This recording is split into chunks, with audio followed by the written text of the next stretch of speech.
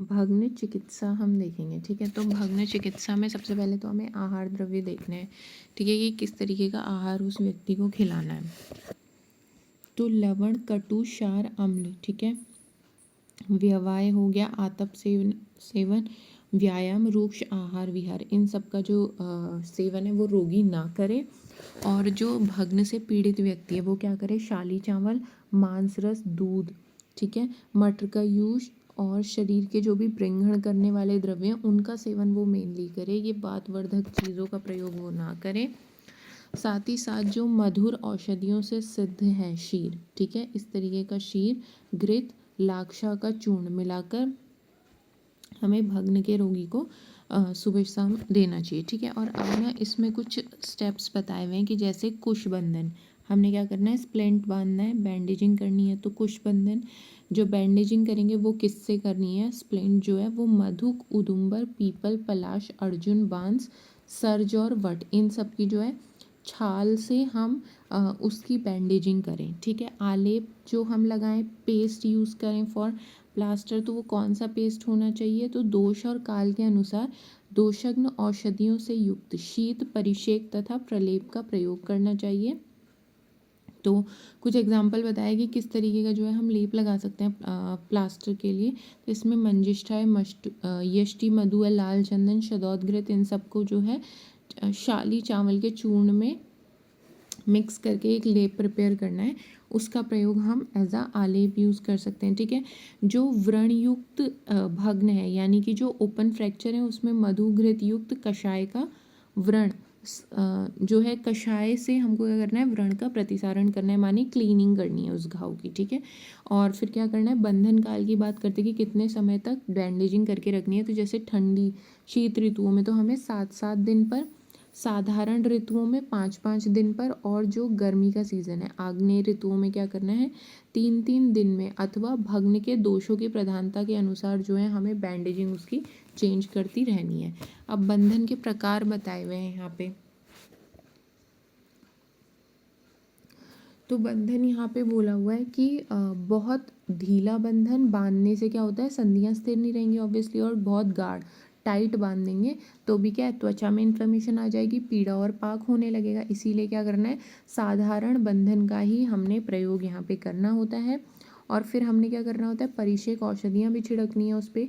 तो लिखा है परिषेक के लिए न्योग्र आदि द्रव्यों का जो है शीतल कषाय प्रिपेयर करके वेदना युक्त भग्न में लघु पंचमूल से सिद्ध शीर अथवा सुखोष्ण चक्र तैर का प्रयोग करें। तो आप परिषेक के लिए मतलब स्प्रिंकल जैसे करना पड़ेगा ऊपर से औषधियों का, तो उसके लिए क्या क्या यूज़ कर सकते हैं, एक तो न्योग्र आदि जो भी द्रव्य हैं उनका शीतल कषाय यूज़ कर सकते हैं। ठीक है, या फिर लघु पंचमूल से सिद्ध किया हुआ शीर प्रयोग कर सकते हैं, या फिर सुखोष्ण चक्र तैल का प्रयोग कर सकते हैं स्प्रिंकल करने के लिए औषधि। ठीक है, फिर इसके अलावा भग्नोरोपण अवधि की बात करें, कितना समय लगता है हीलिंग में, तो प्रथम वयस में, ठीक है, मतलब जब चाइल्डहुड है, ठीक है, बाल्यकाल में तो क्या है, अल्प दोष वाला है, और अल्प दोष वाला व्यक्ति शिशिर ऋतुओं में उचित चिकित्सा करने पर क्या होता है, ये जो है सुख साध्य होता है प्रथम वर्ष में। ठीक है, और बाल्यकाल का जो भग्न होता है वो 1 मास में, युवावस्था का 2 मास में, और वृद्धावस्था का जो है 3 मास में ये हील होने में इसको ऐसा टाइम लगता है। फिर रिडक्शन की भी यहाँ पे बात की हुई है। रिडक्शन के लिए जैसे अस्थि संधान की विधि बताई हुई है कि जोड़ना कैसे है उसको, तो नीचे की ओर जो दबी हुई अस्थि है, ठीक है, उसको ऊपर की ओर कर लें। जो ज़्यादा ही ऊपर उठ गई है तो उसको थोड़ा नीचे की ओर करें, मतलब रिड्यूस तो करना ही पड़ेगा। ठीक है, अपने स्थान पर जब वो व्यस्थापित हो जाए, ठीक है, मतलब फिक्स हो जाए, तो क्या करना है, उसको खींच के नीचे खिसकी हुई अस्थि को ऊपर की ओर उठाएं और उचित स्थान पर उसको रख देना चाहिए। इसके अलावा अब यहाँ पे कुछ स्टेप्स के बारे में बताया हुआ है कि कैसे करना है। तो हम क्या कर सकते हैं, आचन यानी खींचना, खींच के पीड़न, थोड़ा सा प्रेशर लगा के, संक्षेप कंप्रेस करके, बैंडेजिंग, ठीक है, ये बंद है, इन सब की सहायता से हमने क्या करना है, चल अचल अस्थियां जो भी मतलब फ्रैक्चर्ड हो रखा है सेगमेंट, उसको क्या है यथास्थान में स्थापित करना है। इन सारे स्टेप्स को यूज़ करके बेसिकली रिड्यूस करना है, ठीक है। और अभिघात के कारण जब कभी भी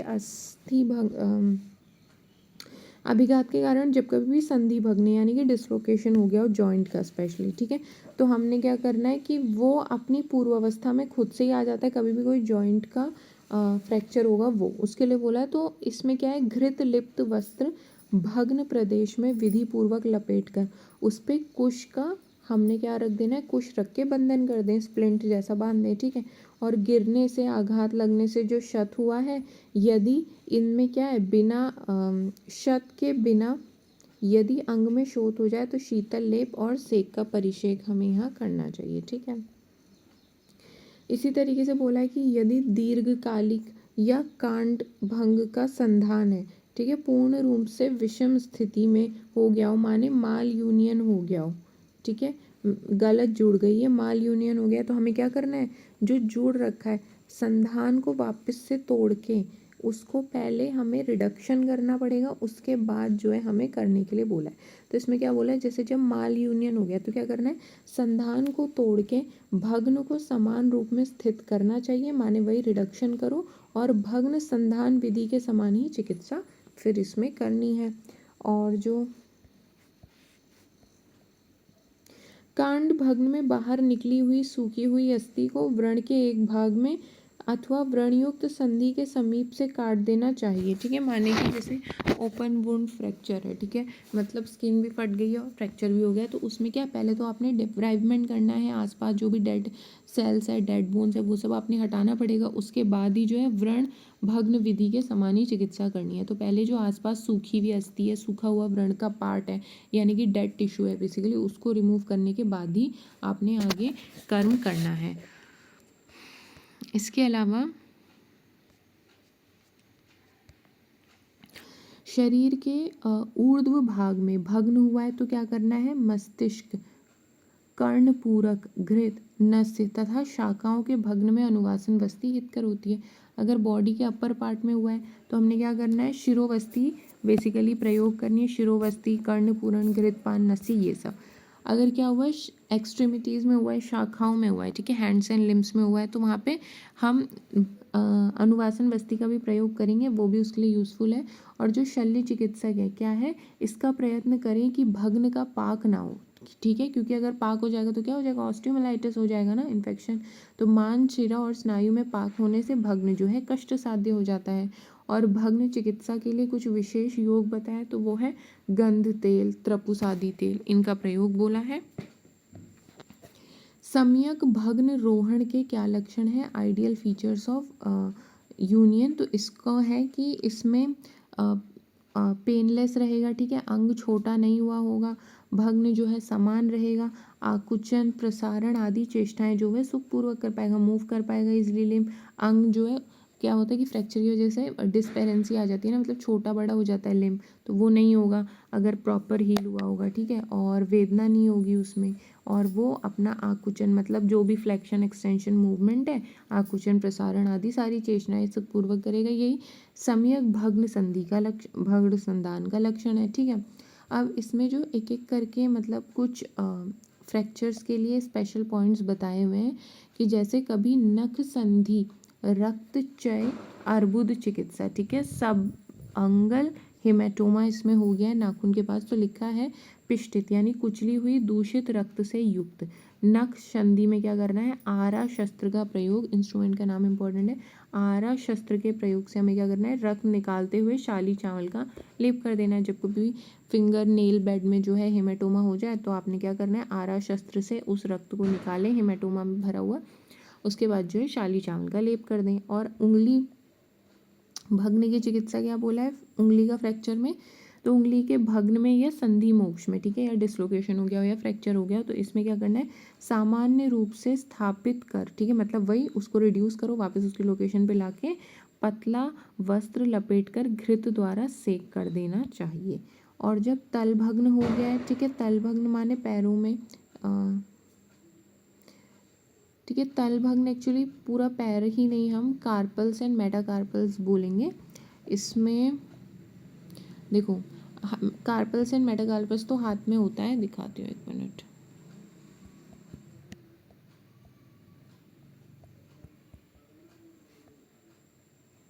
ये देख लो, फैलेंजेस आगे फिंगर वाला पॉइंट हो गया, ये हो गया मेटाकार्पल्स, हो गया कार्पल्स, ठीक है। तो तल मतलब हाथ की बात हो रही है, कार्पल्स, मेटाकार्पल्स एंड फैलेंजेस, ठीक है। तो अगर इन्होंने फैलेंजेस के लिए तो बता दिया, ठीक है। अब ये मेटाकार्पल्स और कार्पल्स के लिए, जिसको तल भग्न के लिए बोला है, तो तल भग्न में क्या बोला है कि इसमें क्या है, तल भग्न मतलब हथेली का फ्रैक्चर बोल दिया। तो इसमें क्या करना है, रोगी को दोनों हथेलियों को मिलाकर बंधन बांध देना चाहिए और आम तेल से परिषेक करना चाहिए, कच्चे तेल से परिषेक करना चाहिए। सर्वप्रथम हथेली पर क्या करें, मिट्टी का पिंड धारण करना चाहिए, इसके बाद जो है लवण का पिंड धारण करना चाहिए और हाथ में शक्ति आने पर पत्थर का पिंड धारण करना चाहिए। मतलब वही पिंड, मतलब आप समझो कि पिंड जो है उससे सेक टाइप कर रहे हैं, ठीक है, हीलिंग में वो यूजफुल है ऐसा। फिर आता है पाद तल भग्न, ठीक है, टार्सल्स एंड मेटाटार्सल्स। तो पाद तल माने ये पैरों में होते हैं,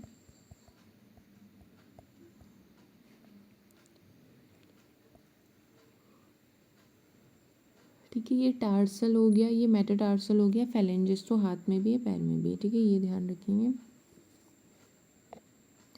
टार्सल एंड मेटाटार्सल के फ्रैक्चर की बात की गई, तो इसमें क्या करना है, पाद तल में जब भग्न होगा तो हमने क्या करना है, घृत के द्वारा अभ्यंग करके कुश रख के वहाँ पे बंधन बांध दें और व्यायाम आदि निषेध कर देना चाहिए। जब जंघा और उरु का भग्न हो जाए टिबिया फीमर के लिए, तो उसमें बोला हुआ है कि हमने घृत द्वारा अभ्यंग करें और जंघा और उरु को खींचना चाहिए, वही ट्रैक्शन करो ताकि अपना नॉर्मल पोजीशन में आ जाए, रिडक्शन होए।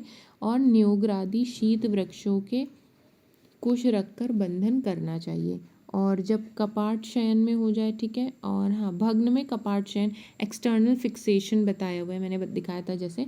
तो क्या बोला है कि जंघा और उरु के भग्न में जो है कपाट शयन हितकारी होता है, ठीक है। उस टाइम पे भी देखिए आप कि उस टाइम पे भी ये लोग एक्सटर्नल फिक्सेशन के बारे में जानते थे और आचार्य सुश्रुत ने इसका अच्छे से वर्णन किया है कि हम जैसे आज तो है इंटरनल ट्रैक फिक्सेशन हो गया, एक्सटर्नल फिक्सेशन हो गया, है ना। तो उस टाइम पे भी ये चीज़ें हुआ करती थी। तो बोला है उन्होंने कि जंघा प्रदेश के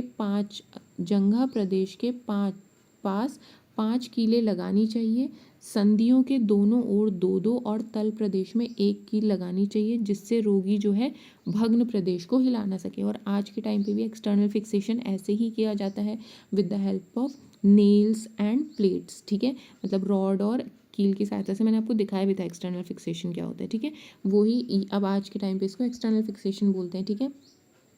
इसके अलावा और क्या क्या बताया था इन्होंने कि जैसे पेल्विस है, ठीक है, पृष्ठवंश यानी स्पाइन है, वृक्ष है या फिर अक्षक यानी शोल्डर, इन सब का भी जब भग्न या संधि विश्लेषण होना तो एक्सटर्नल फिक्सेशन का यूज़ कर सकते हैं। साथ ही साथ बाहु भग्न की चिकित्सा भी उरु भग्न के समान ही की जानी चाहिए, ठीक है। जैसे हाँ ह्यूमरस का फ्रैक्चर की बात हो रही है तो वो भी जो है उरु भग्न, जैसे फीमर टीबिया के फ्रैक्चर की बात हुई है उसी तरीके से उसका भी ट्रीटमेंट करना है। अब यहाँ पे कॉलर बोन के फ्रैक्चर यानी अक्षक भग्न, क्लेविकल के भग्न की भी बात की गई है। तो जब अक्षक भग्न होता है तो क्या होता है, नीचे की दबी हुई अस्थि को हमने क्या करना है, थोड़ा सा ऊपर को उठाना चाहिए और ऊपर को उठी हुई अस्थि को थोड़ा सा नीचे दबा के, मतलब बेसिकली उसका ट्रैक्शन करके या फिर रिड्यूस करके उसको फिर हमें बंधन बांधना है। फिर कटी भग्न की बात करते हैं कि फ्रैक्चर ऑफ द पेल्विस की, तो इसमें क्या होता है, कटी भग्न वाला जो रोगी है, ठीक है, उसको क्या करना है, ऊपर और नीचे की ओर खींच कर वही ट्रैक्शन करो, रिड्यूस करो। ऊपर नीचे खींचना इसीलिए हो रहा है ताकि उसको नॉर्मल उसकी पोजीशन पे रखा जाए। संधि के उचित स्थान पर स्थित होने पर क्या होता है, बस्तियों के द्वारा चिकित्सा करी जानी चाहिए। फिर नेक्स्ट आता है पार्श्विक भग्न चिकित्सा। तो इसमें क्या होता है, पार्श्विका भग्न यानी रिब्स का जो फ्रैक्चर है, इसमें भग्न में घृत द्वारा अभ्यंग किए हुए रोगी को खड़ा करके दाहिने या वाम पार्श्व में क्या करना है, निबंधनी को मसलना चाहिए और कवालिका रखकर बंधन कर देना चाहिए। माने इसमें ना रिब्स में कैसे हमने, जब कभी भी रिब्स का फ्रैक्चर हो जाए तो किस तरीके से हमने ऊपर से बैंडेजिंग कर देनी है उसके ही संदर्भ में बताया। तो पहले क्या बोला है कि पहले आप इसमें अभ्यंग करें, ठीक है, घृत के से अभ्यंग करें, ठीक है, फिर रोगी को खड़ा करें और क्या करें कि उसमें जो है चेक करें कि कहाँ पे कौन से एरिया में बेसिकली फ्रैक्चर है, टच करके पता करने की कोशिश करें। उसके बाद जो है ड्रेसिंग पैड रखें उसके ऊपर, ठीक है, कॉटन गॉज पीस रखें, और इसके बाद जो है इसके बाद रोगी को तेल से भरे हुए द्रोणी में लेटने के लिए कहना चाहिए, ठीक है। इस तरीके से पहले अभ्यंग करें, फिर द्रोणी में लेटने के लिए कहना चाहिए, ऐसा इन्होंने बताया है। पार्श्विका भग्न में, फ्रैक्चर ऑफ द रिब्स में, और कपाल भग्न का फ्रैक्चर, ठीक है, फ्रैक्चर ऑफ द स्कल के लिए क्या बोला है, तो कपाल भग्न में यदि मुस्तुलुंग का श्राव ना हो रहा हो, ठीक है, CSF नहीं निकल रहा है, तो क्या करना है, मधु और घृत रख के बंधन कर दें और रोगी को 1 सप्ताह तक घृत पान करवाएं। अब डिसलोकेशन ऑफ हिप जॉइंट बोला है, श्रोणी संधि मोक्ष चिकित्सा, तो इसके संदर्भ में क्या बताया है कि ऊर्व अवस्थित को चक्र योग से, ठीक है, माने कि डिसलोकेशन हुआ है ना हिप जॉइंट का, पेल्विस रीजन का, तो इसको क्या करना है, पहले खींच के आपने ट्रैक्शन करना है, ठीक है, और अपने स्थान पे लाने के बाद इसमें बंधन करना है। फिर इसी तरीके से शोल्डर के डिसलोकेशन के लिए भी बताया हुआ है, तो इसमें क्या करें, कक्षा प्रदेश को मूंछ से ऊपर उठाना चाहिए, मतलब थोड़ा ऊपर की ओर उठाएं, संधि को अपने स्थान पर लाएं और फिर स्वास्तिक बंधन का प्रयोग करें, ये इंपॉर्टेंट है, ठीक है, स्वास्तिक बंध यहाँ पे हमें बांधना है।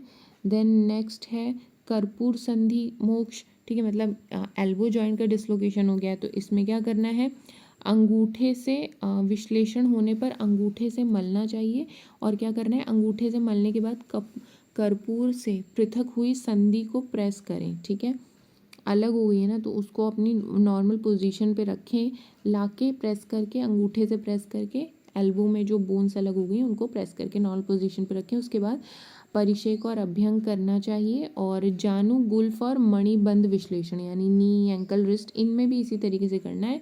आपने क्या करना है, पहले उसको अंगूठे की सहायता से फील करते हुए उसको ट्रैक्शन करें उसका, और उसके बाद जो है घृत से अभ्यंग से परिषेक करने के बाद बंधन बांध दें। देन अब बात करते हैं ग्रीवा के चिकित्सा के संदर्भ, ग्रीवा भग्न की चिकित्सा भी इन्होंने अलग से बताई हुई है, ठीक है।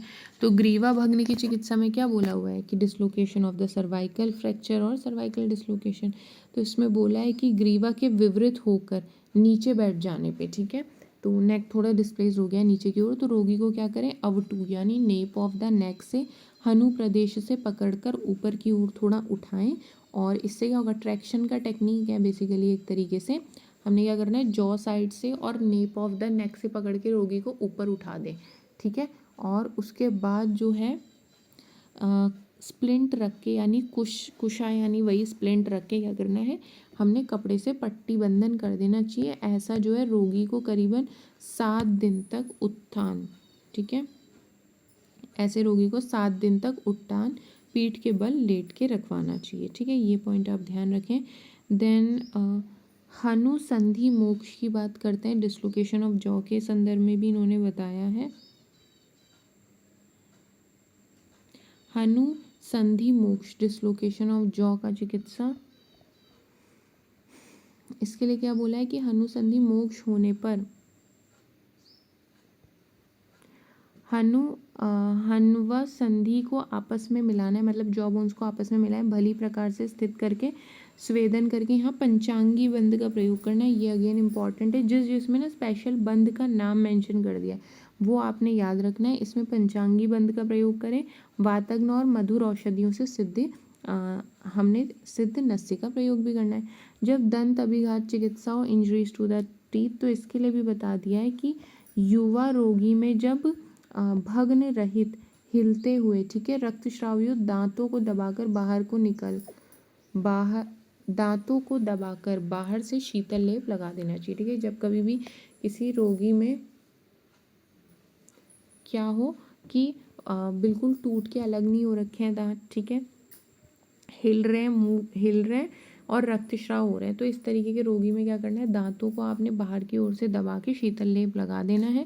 दांतों का शीतल जल से सिंचन करना है, ठीक है, और संधानीय द्रव्य जो भी वुंड हीलिंग प्रमोटिंग ड्रग्स है उनके द्वारा चिकित्सा करनी है। और कमल नाल से रोगी को दूध पिलाना चाहिए, जैसे बताया कि स्ट्रॉ से, क्योंकि वो पी नहीं पाएगा क्योंकि दांत तो उसके खराब हैं, ठीक है, टूट गए। इसमें बोला है कि वृद्ध रोगी के हिलते हुए दांत जो है असाध्य हैं, तो चिकित्सा द्वारा इनको दृढ़ नहीं किया जा सकता, लेकिन जो युवा रोगी है उसमें हम कर सकते हैं। देन नासा भग्न के बारे में बताया हुआ है। नासा भग्न में क्या है, जो दबी हुई डिप्रेस्ड नासा है, टेढ़ी है, ठीक है, उसको शलाका से थोड़ा सा ऊंचा सीधा करके दोनों नासिका के छिद्र को पृथक पृथक दो मुख वाली नली प्रविष्ट कराएं और उसके बाद जो है बंधन उसमें बांध देना चाहिए। माने जैसे ये नोज है, दो होल हो रखे हैं, एक डंडा यहाँ पे रखें, एक डंडा यहाँ पे रखें, फिर जो है बैंडेजिंग कर दें ऊपर से, ठीक है। ऐसे करने के लिए बोला है नाक के फ्रैक्चर में। इसी तरीके से कर्ण भग्न में भी बोला है कि कान के फ्रैक्चर में क्या करना है, घृत लिप्त करके बंधन करना है, ठीक है। पहले अपने सामान्य स्थान पे लाएं, उसको घृत लिप्त करें, उसके बाद उसमें बंधन कर दें और फिर सद्य शत की जो चिकित्सा है, ट्रोमेटिक मैनेजमेंट है, वो आपने इसमें करना है। तो आयुर्वेद में जो भग्न के बारे में है वो इतना ही बताया हुआ है, ठीक है। ठीक है, तो ये हमने भग्न का जो है मॉडर्न वाला पॉइंट भी देख लिया, ठीक है। सामान्य लक्षण, उपद्रव और चिकित्सा जो है एक एक हमने देख लिए। तो ये पूरा भग्न वाला टॉपिक इधर सारा फिनिश हो जाता है। अब केवल एक पॉइंट रह गया है, abdominal injuries and there management, ठीक है। इसको देख लेते हैं। अगेन ये बहुत शॉर्ट टॉपिक है, abdominal injuries and there management, ठीक है। तो देखो एब्डोमिनल इंजरीज जो है वो क्या है, abdomen can be injured in many ways, ठीक है। इन मैनी ट्रॉमाज इंजरीज में be confined to the abdomen, और क्या है, सीवियर मल्टी सिस्टम ट्रॉमा भी हो सकता है। The nature and the severity of the abdominal injury varies widely, depends upon the mechanism of force, thus generalizing about the mortality and need operative rare to be tend to be misleading, ठीक है। तो in general introduction दिया है abdominal injuries के बारे में। उन्होंने बस यही बोला है कि मल्टीपल, तो ये जो इंजरीज़ हैं वो क्या है, मल्टी सिस्टम ट्रॉमा हो सकती हैं, और मतलब किस तरीके का फोर्स है, किस फोर्स से ये इंजरी हुई है उसके ऊपर डिपेंड करता है कितनी सीवियर ये होंगी, कितनी प्राणघातक ये होंगी, ठीक है। अब इंजरीज़ की बात करते हैं, ठीक है। तो टाइप्स ऑफ इंजरीज़ जो है एब्डोमिनल इंजरीज़ कहाँ कहाँ हो सकती है, वो तो या तो एब्डोमिनल वॉल पे हो जाए, या किसी ऑर्गन की इंजरी हो सकती है, जैसे लिवर, स्प्लीन, पैनक्रियाज, किडनी, या हॉलो विस्कस की स्टमक, इंटेस्टाइन है, कोलन, यूरेटर, ब्लैडर, इन कुछ हॉलो स्ट्रक्चर्स की, या फिर कोई वेस्कुलेचर यानी किसी आर्टरी का डैमेज हो सकता है। अब ये इंजरी के कारण क्या है, इटियोलॉजी की बात करें तो या तो ब्लंट ट्रॉमा हो जाएगा या पेनिट्रेटिंग ट्रॉमा हो जाएगा। तो ब्लंट ट्रॉमा किससे होता है, जैसे कि किसी ने किक मार दिया, ठीक है, बाईसाइकिल से गिर गए, या साइकिल के हैंडल से लग गई, ठीक है, किसी हाइट से गिर गए, रोड ट्रैफिक एक्सीडेंट हो गया, ठीक है। इन सब में क्या है, spleen is the most commonly damaged organ है इंजरीज के कारण, ठीक है, ब्लंट ट्रॉमा में। इसके बाद liver, then followed by hollow structures, ठीक है। तो अगर इस तरीके की कभी भी ब्लंट इंजरीज होती हैं तो इसमें जो मोस्ट कॉमनली अफेक्टेड ऑर्गन है दैट इज स्प्लीन, उसके बाद अफेक्ट होता है liver, then followed by other viscus organs, यानी जो हॉलो ऑर्गन है, हॉलो विस्कस ऑर्गन्स, ठीक है। अब पेनिट्रेटिंग इंजरी की बात करें तो ये शार्प वुंड होता है, ठीक है, किसी ने चाकू मार दिया, गोली से मार दिया, तो ये शार्प वुंड है। तो पेनिट्रेटिंग इंजरी नाम से पता चल रहा है, पेनिट्रेट माने पेनिट्रेट, छेद करके अंदर घुस जाएगा शरीर के, ठीक है। और कई बार आर पार भी हो जाता है, कई बार आर पार नहीं होता, खाली सिर्फ पेनिट्रेट ही करता है। और ये क्या है, may not cause organ injury, stab wound are less likely than shotgun wounds to damage intra-abdominal structure in both any kind. Penetrating or lower to the chest may cross diaphragm and damage abdominal structures, ठीक है। तो इसमें ना चलिए penetrating injury के लिए देखो क्या बोला है, हम पूरा ही इसको पढ़ लेते हैं, बट मैंने आपको बता दिया ना कि कैसे लगती है, शार्प वेपन के यूज़ से।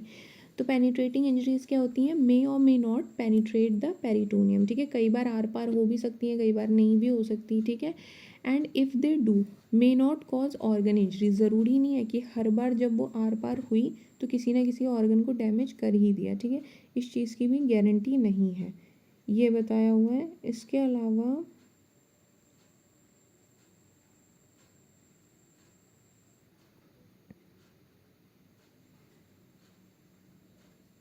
एक मिनट,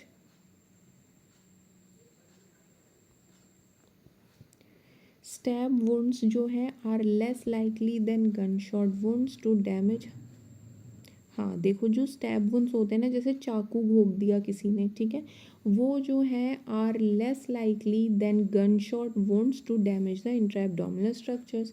ठीक है, इन दोनों में से जैसे किसी ने, ये पेनिट्रेटिंग इंजरी कैसी हो सकती है, या तो किसी ने चाकू घोंप दिया या फिर गोली मार दी। तो इन्होंने यही बोला कि जो स्टैब वुंड्स हैं, जैसे किसी ने चाकू मार दिया, तो वो चाकू मारने वाली जो इंजरी है ना, वो लेस डैमेज करती है as compare to gun shot wounds. लेकिन इन दोनों में कई बार ऐसा होता है कि बहुत ज़्यादा भी डैमेज हो जाता है, बट अगर हम ओवरऑल देखा जाए तो gunshot injuries are more damage creating. ठीक है, इसके अलावा पेनिट्रेटिंग वुंड्स जो है लोअर टू द चेस्ट, ठीक है, चेस्ट के नीचे नीचे एरिया में जो भी पेनिट्रेटिंग इंजरीज हैं वो क्या करती हैं, cross the diaphragm damage the abdominal structures. ठीक है, क्लासिफिकेशन की बात करें तो ये देखो कितने तरीके की होती है ग्रेड। देखो, जो इंजरीज होती हैं, injury scales have been device, ठीक है, और यही इंजरी के स्केल के हिसाब से हम ग्रेड देते हैं, और इसी के ऊपर डिपेंड करता है कितना वो सीवियर है, कितना मॉर्टेलिटी होगी नहीं होगी, ये सारे पॉइंट्स आपने ध्यान रखने हैं। ठीक है, जैसे कि ग्रेड 1 क्या होता है, माइनर और minimal injury. Grade 2 is moderate. Grade 3 injury हुआ है किसी को तो that is serious injury. Grade 4 हुआ है तो that is severe injury. Grade 5 is critical and grade 6 is maximum and the massive kind of injuries. ठीक है, तो ये हो गया क्लासिफिकेशन ऑफ द इंजरीज। इसी के ऊपर डिपेंड करता है कितना हमको ऑपरेटिव रिपेयर चाहिए होगा। ठीक है, जितना बढ़ेगा, मतलब इसमें जो है सबसे ज़्यादा ऑपरेटिव रिपेयर चाहिए, इसमें उतना नहीं चाहिए इसके कंपैरिजन में। ठीक है, और सबसे ज़्यादा प्राण घातक भी छठे नंबर का होगा एज़ कम्पेयर टू 1। ठीक है, पैथोफिजियोलॉजी की बात करें तो पैथोफिजियोलॉजी में तो क्या है कि जो भी ब्लंट या पेनिट्रेटिंग ट्रॉमा होंगे वो क्या करेंगे, लेसिरेट करेंगे, रप्चर करेंगे इंट्रा एब्डोमिनल स्ट्रक्चर्स को। ठीक है, फाड़ देते हैं ऑब्वियसली। और जो ब्लंट इंजरीज होती हैं वो क्या करती हैं, हीमेटोमा भी कई बार बनवा देती हैं, और लेसरेशंस जो है सीवियर हैमरेज कराते हैं। ठीक है, इमीडिएट हैमरेज कराएंगे, लेसरेशन तो फटना ही होता है।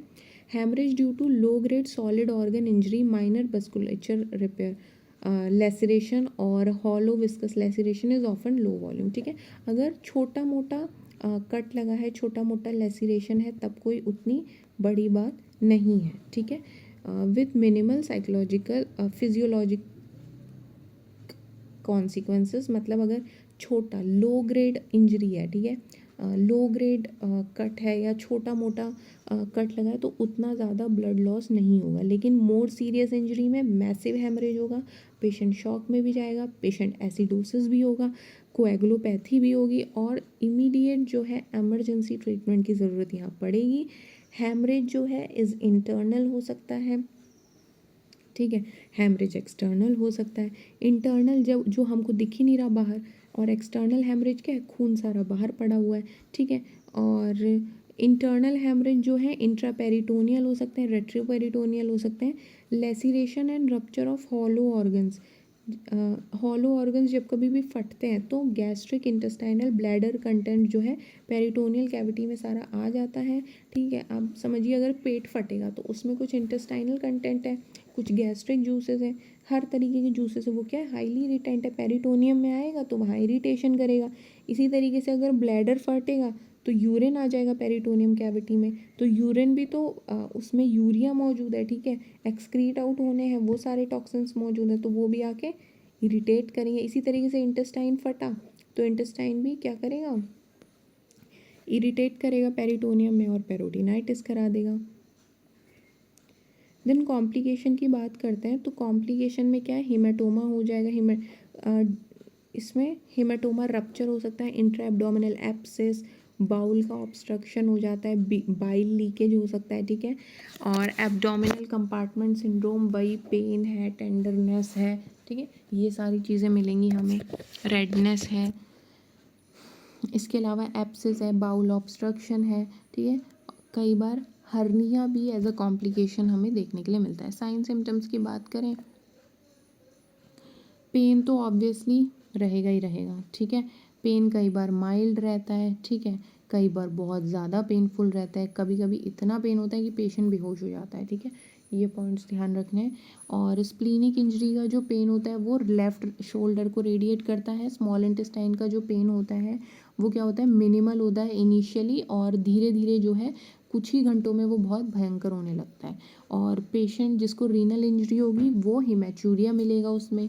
और ऑन एग्जामिनेशन क्या मिलेगा, वाइटल साइंस जैसे हाइपोवॉलीमिया होगा उसको, तो हाइपोवॉलीमिया होने पे टैकीकार्डिया।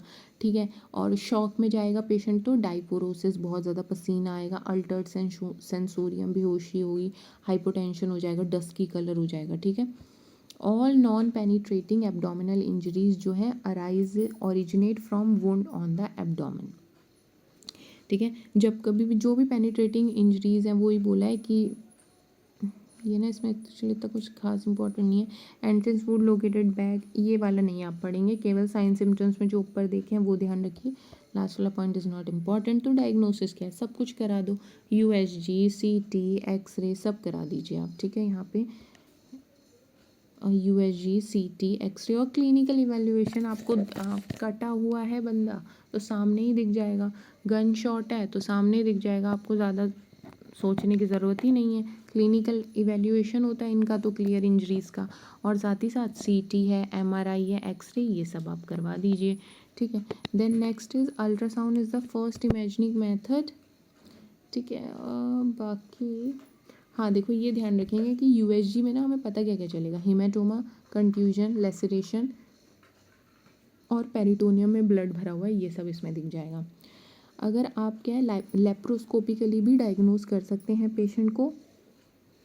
ठीक है, और लेप्रोस्कोपिकली डायग्नोज करेंगे ना तो वो फ़ायदा ये है, आप इन्वेस्टिगेट भी करते रहें, साथ साथ पेशेंट को अंदर ही अंदर रिपेयर भी करते रहें, तो वो क्या है, डायग्नोस्टिक भी बन जाता है और थेरोपेटिक भी बन जाता है, आप उसी के थ्रू जो है ट्रीट भी कर देते हैं। ठीक है, then general line of management क्या करना पड़ेगा आपको इसमें, कि पहले तो पेशेंट को स्टेबलाइज करिए। ठीक है, एयरवे, ब्रीदिंग, सर्कुलेशन सब उसका देखिए, और तुरंत जो है सर्जरी करनी पड़ेगी, जो भी रिपेयर्ड मतलब डैमेज्ड ऑर्गन है, लेप्रोटमी करनी पड़ेगी ब्लड ट्रॉमा में, ब्लड ट्रांसफ्यूजन ज़रूरी है, IV fluid and management of the shock करना पड़ेगा। ठीक है, इसके अलावा ना ये जब हमने मतलब स्प्लीन की और किडनी डिजीज़ेस पढ़ी थी ना, तब उनके इंजरीज भी पढ़े थे, ब्लैडर इंजरी, ठीक है, किडनी इंजरी हो गया, स्प्लीन इंजरी हो गया, लिवर इंजरी हो गया, तो वो सब भी एब्डोमिनल इंजरीज के अंतर्गत ही आता है। ठीक है, तो ये सारा जो है एब्डोमिनल इंजरी वाला भी पॉइंट हमारा फिनिश हो जाता है।